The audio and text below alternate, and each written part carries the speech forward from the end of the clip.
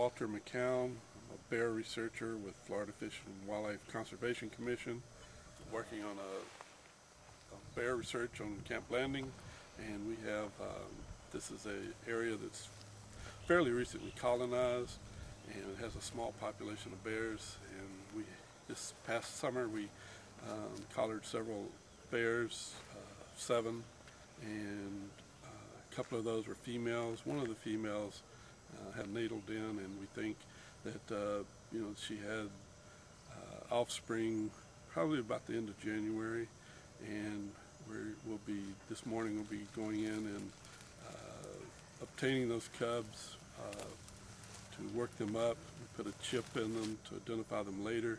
We'll actually be putting a very small, lightweight, and expandable collar on those cubs so that we can track their movements. Elena's got it. What? You get that I got it. Yes, I got it. Just right there. The bigger one or the little one?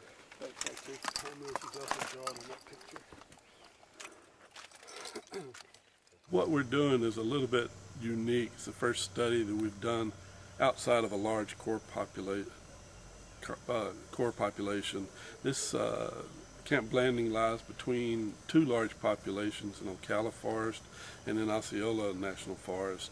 And these bears have traveled through what we refer to as a corridor, which is just a matrix of natural lands that still are intact enough that large animals can wander.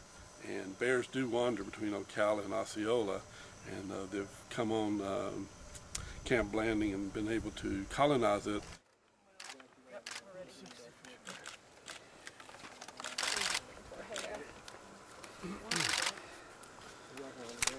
She stood her ground for a little bit. We heard the hollering. Yeah, we heard. I said, okay, if they're at the den, they got to. Mom was, she had it between her legs, front legs. Was she alert? Mama a little alert? When I heard them cry, I knew she'd stood up and they'd fallen off. Roland Garcia, I'm the Regional Director for the Florida Fish and Wildlife Conservation Commission, North Central Region. We've always been a good partner with Camp Blanding, and we work well together, and there's been some cooperative agreements to work on bears in Camp Blanding. We are kind of in that the corridor area for these bears between 2 big populations, and we do want to see what the bears are doing and how they're apparently thriving here on Camp Blanding.